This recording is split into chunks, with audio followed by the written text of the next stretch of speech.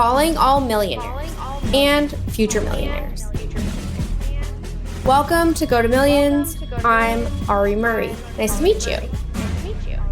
This is go-to-market strategy for the big dogs. Woof, woof.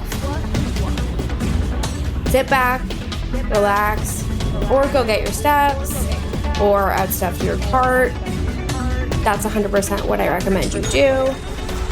Whatever you do, please pay close attention to these million-dollar ideas from the biggest and baddest operators and founders in the entire world. Off we go.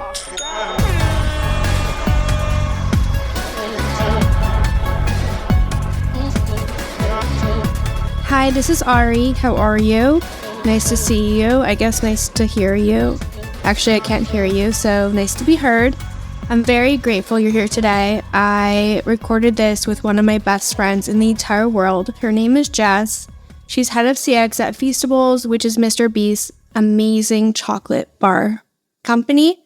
I actually helped to launch it back in the day, almost 1 year ago, a little bit more than that now. But Jess and I talk through all things retention at scale, and I just think she's the smartest person in the room. So really grateful you're here. Off we go in 5, 4, 3, 2, 1. Want a retention rate like MrBeast? Convert browsers into buyers and get retention at scale with Tapcart. How? By turning your Shopify story into an epic mobile app. Visit tapcart.com/millions to get started with 1 month free. Hello, everybody. Thank you so much for joining. I'm joined by one of my best friends, Jess. She is head of CX at Feastables, and we're going to have a really great discussion on retention at scale. Okay, Jess, come on, let's do it. Hi.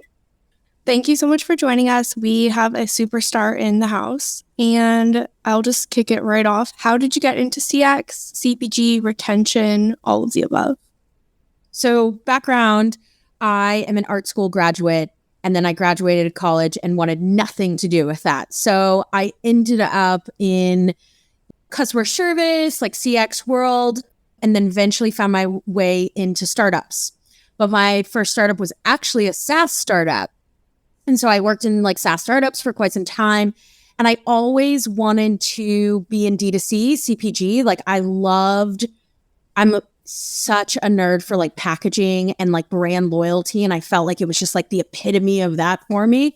And one day I got an opportunity to interview for Feastables. And that brings me to today.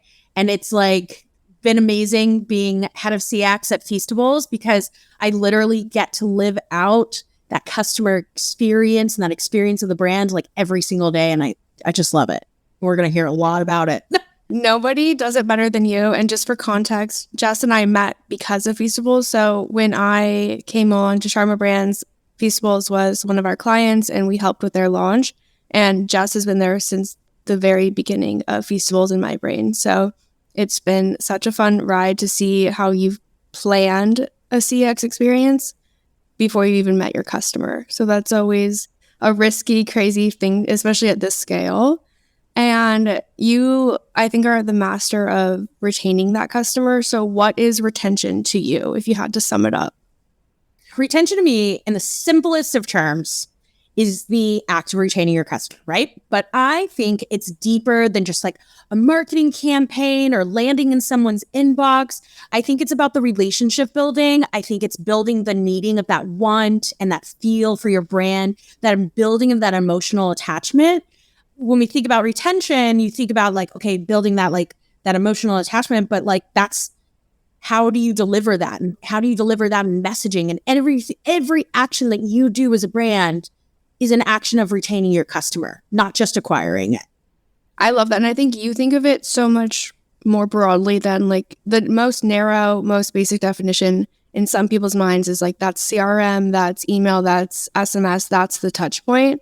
But retention as a channel is the experience. And so if you don't have that optimized, and if you're not thinking about where my customer is in this second, in this experience, this is the tech that's touching them. If you don't think about all of that, then you're not going to make it. Yeah. And then what would you say to people who reframe, like how do you reframe from just thinking about it through that email CRM moment into Like, how would you convince someone that it's the CX of it all too? Before you send an email to somebody, you need to understand like why that customer is going to purchase from you. When you look at understanding that customer, how are you getting that information about that customer? Like it's not just coming through in like a reactive approach. It's also coming in a proactive approach when you're surveying your customer, going out and like researching about your customer, like all of that information gathering that comes into the CX house is a driver and a feedback loop into a marketing campaign. You could put out like the prettiest product ever. And we've done this actually. We've put out a product, right? But we knew nothing about our customer. And in order for us to continue retaining that customer and bringing customers back, we had to go and learn about them. So, sum it all up, retention isn't just about sending like an email flow. I think it's about really understanding the emotional sentiment of your brand and why that customer wants your brand and wants you in their pantry, in their household. And I think you do that well because you were on Discord meeting your customers where they were, like before I knew what Discord was. You like when I remember when we were even writing like small copy for Feastables, we had to get into our real like Gen Z vibe because we knew who the customer might be. And then with your chatbot, I think you really like preempted that. Speaking of your beautiful chatbot and just the millions of customer interactions you had last year, I heard a stat from you that last year you had over 1 million conversations across your CX team, which is crazy considering you also launched at like the end of January. So call it 11 months, over 1 million conversations. How do you guys handle that volume at the service level that I know you only stand for? Ari dropped the stat about over 1 million conversations, but that's actually on the lower end of it. That's literally 1 million conversations in just our bot. So, when we first launched a year ago, I knew nothing about our customers. Like, Ari, I remember having a conversation with you and you being like, you should probably put in some sort of self-service bot because there's going to be questions. And I was like, you're right. We need to go and do that, right? But I didn't think that like this bot was going to be so much bigger than it really is. I didn't understand the audience, right? So at the time of launching, like I actually utilized like an outsource agency and we had like 30 people who were like just answering tickets, which is great. But like most of these tickets were actually just chatter and just engagement about like wanting to know about our products and all of these things, right? And for me, and actually even taking a step even further back, for me, like when I think of CX, like I think about it as the experience of that brand. We'll dive deeper into that in a bit. So I had this launching the brand. I had this conundrum. I was like, okay, I have 30 people. I don't know anything about our customers. I don't know anything at all. How am I going to get data points about those customers in a scalable way, as well as being able to service them? And so, we input this self-service bot that has like turned into so much more. This self-service bot was a website experience. And then we found that this website experience wasn't just answering questions about like product information or information about like about us, like who's Jimmy, who's Feastables. It was also answering questions about exchanging jokes. Yeah, I love that. And memes with our customers. And we found that 70% of our traffic really just wanted to engage with us. And then, so like that was a signal to me at like launch is like our customers really just want funny material and they want to engage and they want a piece of that pie. So then I took that piece of that pie and I took that into our SMS channel and delivering that same experience in our SMS channel and being able to deliver like this bot experience that's really mostly about engagement and conversion. I'll be honest with you, and we can get into those statistics soon, but like it's really about engaging with that customer even while you're sleeping and trying to like build brand loyalty. So knowing that and being able to like answer them on the website when they come to the website, being a little salesperson on the website, and then when somebody's responding to a marketing campaign in our SMS channel, being able to engage with them in that channel too, and like building that brand loyalty and brand affinity in those channels. So like, I don't know if I answer your question. You did. But I can tell you that like inputting all of these tools and automations has actually helped us. So I gave the stat of like 30 people that I had outsourced, but being able to like have these automations in these channels has helped me bring back my experience back in house. So I actually only have 4 people in my experience department, which is so crazy. Yeah. I mean, if you look at the stats of like last year, 1.1 million conversations just in our website bot. But across our agents, we touched, I want to say like, a little over 200,000 conversations. If I didn't have like these really fun, engaging experiences and like building that digital experience within the CX world, I wouldn't be able to like even answer half of this audience. There would be no time for fun because we'd be too busy in the weeds with each and every customer who might need a little help. And listen, we're still there. Like, I know we're talking about these bots, but like, we're still there. Like we actually just turned on live chat like 2 weeks ago.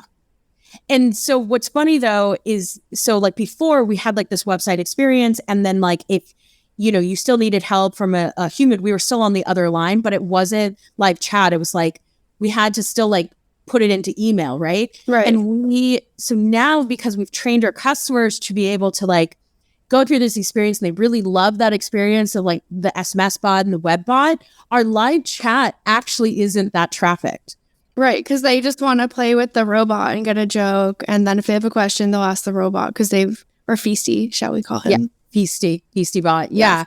But I mean, honestly, that's what our audience wants, is they want to be engaged and they want a piece of that pie. And so like, I've learned to automate that a little bit and still be on the other end of it. And I mean, we're not getting there yet, but 2023, I got some things up my sleeve, my friends. Like, it is going to be next level. I'm not shocked. Well, I remember, I think you and I even became so close because we had so many conversations before the launch, just at like the magnitude about what was going to happen. And do we have enough agents? Do we have enough sequences built out within this bot? Are we going to do 24-hour support? What is the entire plan? Because if we undershot it, I was personally really scared. Because like if we had somehow underestimated it, then you have a bad experience from the start. So I'm very glad it worked out and that we guessed right and that it's become even so much bigger now. My next question is, and you taught me this is very important. So support versus experience, they're two very different things. I used to call it customer support. And when I started in my career, I was a customer support agent. That was my first job ever at like an e-commerce company. So you call it CX. What is the difference? Why can't I call it customer support? Tell us why. The difference between support and experience is this.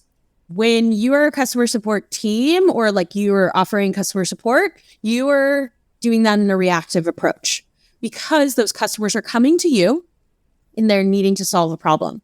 When you're thinking about it in a customer experience level, you're thinking about it in a proactivity level of I want to be 10,000 steps in front of my customer, whether I'm answering a question for them about a product, or maybe I'm delivering brand voice in our SMS campaign, right? Whatever it is, whatever action that you're doing across the brand, you're delivering an experience. And so to think of customer experience as an experience for your customer and the ability to be proactive and being 10,000 steps in front of them is the difference between what customer supports. And I'm not saying it's anything wrong. Like, we need to support our customers, but like, how do we minimize the amount of tickets coming into a customer support channel and just answering the questions before they even get there? Who are your biggest fans? Yep, it's the ones downloading your app right now. Wait, you don't have a mobile app? You need TapCart. With TapCart, you can easily turn any Shopify store into an epic mobile app to build your brand and grow your community. Get retention at scale while offering your customers the seamless mobile experience they expect. Visit tapguard.com/millions to get started today. Customer support, at least when I was an agent, I was always like waking up, checking the queue. And if I had, let's say, 300 tickets, I was like, oh no, something bad is happening. If I had 100 tickets, I'm like, okay, like it's a normal day in the office, life is good. And I saw it as a reaction because there was more people that needed support versus if you've built an experience that has good and bad touch points where maybe someone's chocolate melted, that would be more support. Maybe someone needed a friend that day and wanted a joke from Feasty. That's an experience. And it's much more holistic where if your agents check the queue and there's a bunch of tickets, it might just be like there had been a hilarious joke. And that's such a different lifestyle as an agent and as a customer than if you're just reactive. And support is almost negative now in my mind, where experience has like the whole journey, sometimes good, sometimes bad. That's exactly it. It has the entire journey. You're thinking about the entire journey of your customer throughout your brand, and you're thinking about it from like an experience level, not just some like, I'm going to support level. And I mean, like, to take it even a step further, it's like, think about it. Like when you're a brand, maybe you're going to have subscriptions, right? Like a subscription program naturally has like a lot of questions because maybe there's like, oh, you need to make like modifications to your order, or, you know, maybe you want to add something, this and that, right? Or you're tracking it, right? If you think about that subscription program and you think about that, like not just supporting the subscription, but as an experience of this subscription program, you will be 10,000 steps ahead. And so like you're anticipating that they're going to need more touch, that they're going to have more questions, because it's also a deeper relationship.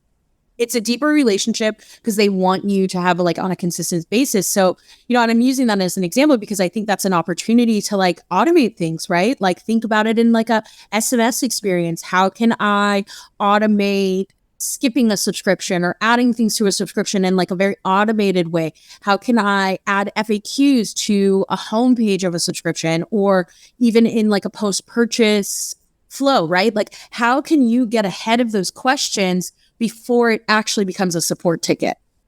It makes so much sense. And I think that's a perfect distinction. And you are unmatched in building customer loyalty via that stellar customer experience. And so if you could sum it up in like a few words or what you know now about your customer, what is the Feastables experience? I have like two sides of this story or answer, right?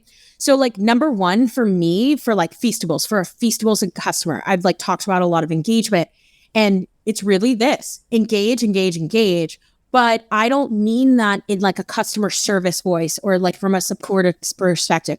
I mean that in offering ways for your customer to engage with your brand to build that loyalty. So for instance, put this into practice, product reviews, right?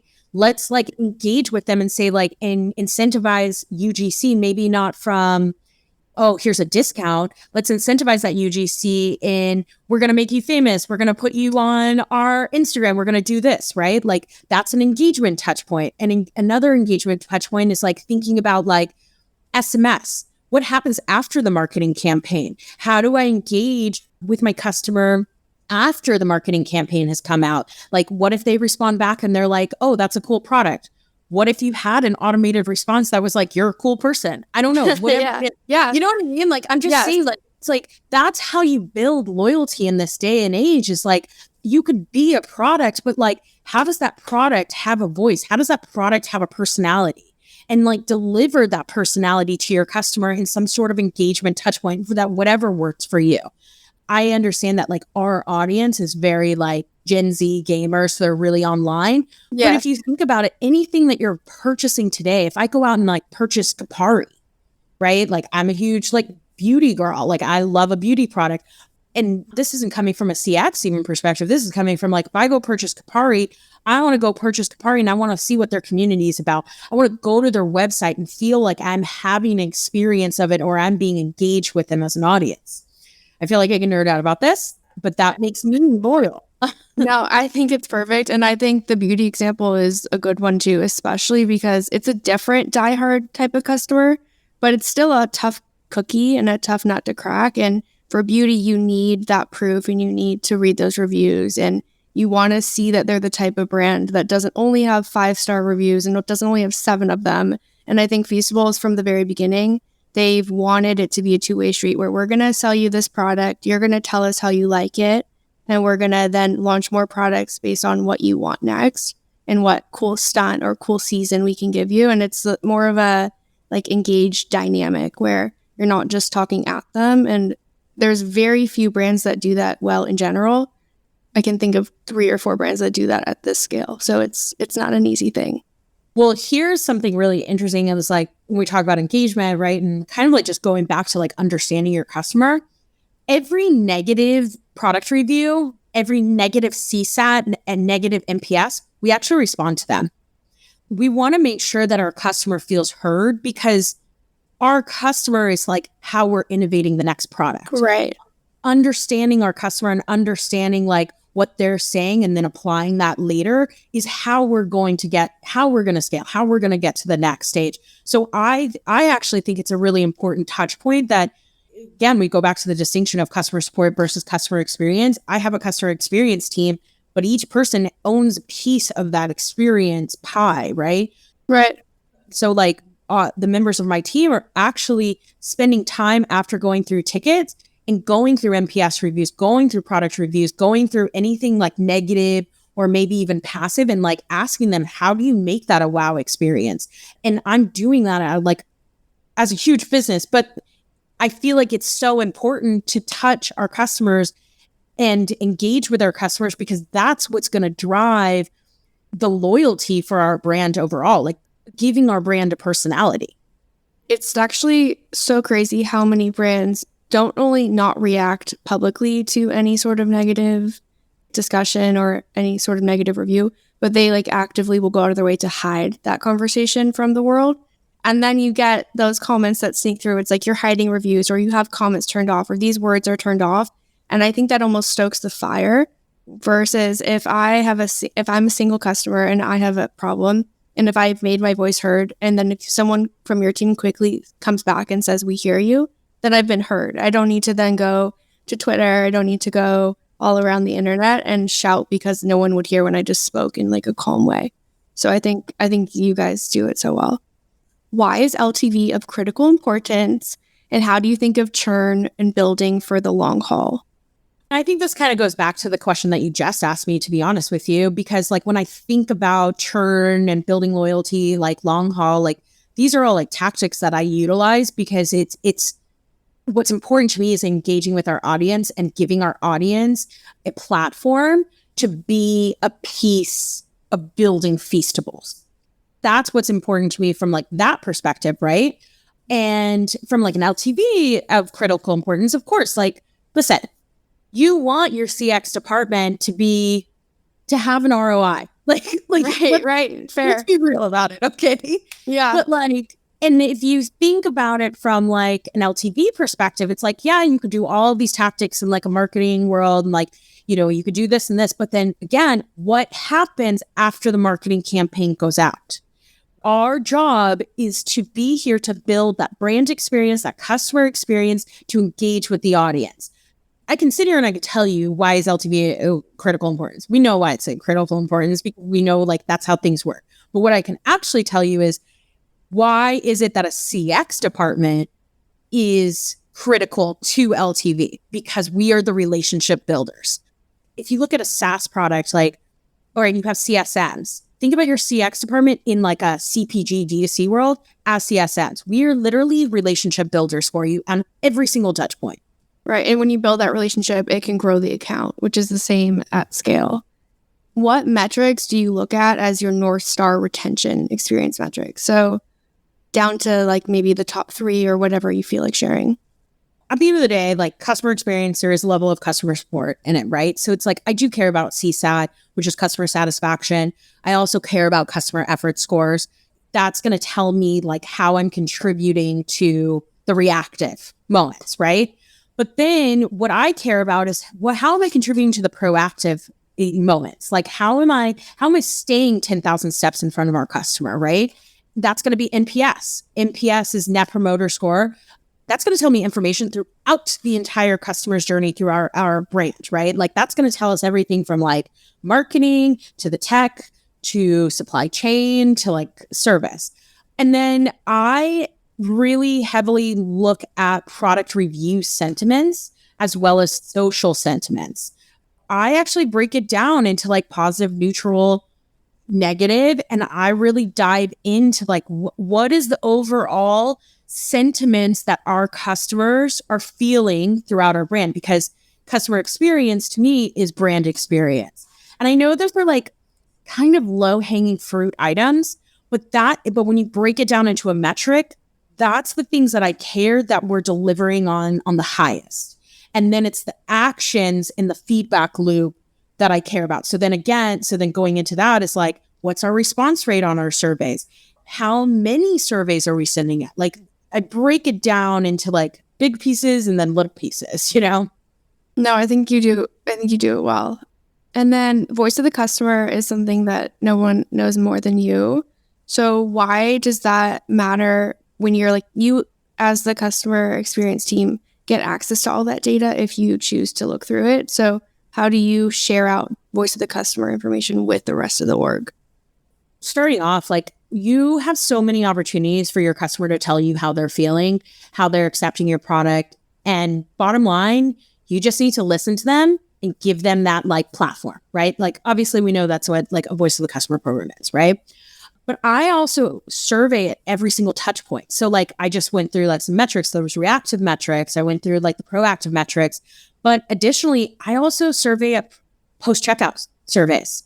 And I get very personal in my surveys. So even post-checkout survey or an NPS survey, I'm actually surveying a customer based on like if they're new versus returning, what type of products they bought. So maybe we dropped like a hot new bundle. I want to know, why did you purchase that? Who did you purchase that? Like, tell me more, right? And I also sneakily ask questions about like future innovation into it. I literally try to survey our customers at every single touch point. And then what I do is on a weekly basis, we take this information and we bleed it back into the rest of the company along with like our other metrics that are happening. But, you know, we do a weekly report of it, but also like I sit in a lot of discussions, like CX sits in a lot of discussions throughout the org, whether it's supply chain, whether it's marketing, whether it's tech. And I think that that's really important, that I think that like Feastables as a company, we value the experience of our customer so highly that we're delivering those voice of the customer like information in every aspect of the business. And I think that that's important, not just like on a Feastables level, but anybody. Like if you're creating a product, you should care immensely about the experience and literally listen to that or read the report that's sent out or like right, like engage with the data you have. Yeah, exactly. So break it down weekly, as well as like I sit in a lot of discussions about like any sort of innovation or anything new that we're going to do. I know we're almost at time, so just a reminder, if you have any questions, please drop them now. But Jess, you've been so lovely. Tell everyone where to find you, what you're doing, all about Oopsie, all of it. Yeah, so I have a lot of places you can find me. Honestly, audience, pick your poison. I think above all, you can find me on LinkedIn. I'm also on Mentor Pass, so you can book a session with me. You should book a session with her. We can deep dive in these things. And I also have a podcast. It's called Oopsie Podcast. I co-host this with Zoe from a brand called Chomps. And what that is about is we go through our oopsies. We live, laugh, and learn, and we share mistakes and what the audience can learn from it. And we have plenty of guests. Ari was actually a guest on ours, so that episode will be dropping soon. So lots of places. And last but not least, you can also find me at jessservion.com. It's a great website. She designed it herself. Well, thank you everyone for joining. Jess, you are a star, and I can't wait for everyone to listen to Oopsie. I love you so much, and we will see you all very soon. But thank you. I hope everyone has the best day ever, and we really appreciate you for being here. Bye. Thank you. Like I said, Jess is a genius. She's taken a brand that was going to be special and she's made sure that it was special, and she's put her own twist on the entire experience. She delivers Teslas. She runs an incredible AI chatbot. She leads the full team, and she's a really good friend. From Jess, we can learn that it's not customer support, it's customer experience, that there's a 360 impact to everything we do, and that you can only make an impression on your customers once. And if you want to make them into lifelong raving fans, you have to think through that in deep, deep detail and plan ahead. I have never worked on a project that panicked me more or that made me more proud than working with Feastables and working with Jess. Panicked because it's really scary to do something at this scale, especially something that is this important. I really am grateful you listened. I hope you follow Jess. I hope you watch what she does with Feastables and what she does with her entire career. She is special, and you can learn a lot from her, as I have. Go follow Jess. Go have a beautiful day. Thank you for being here, and I really hope to see you soon. Love you. Bye. Thank you so much for listening. It was a pleasure talking with you. Keep up to date with Go to Millions by subscribing wherever you get your podcasts. And if you learned something with us here today, tell a friend for me, will ya? Thank you again, and let's chat soon. Bye!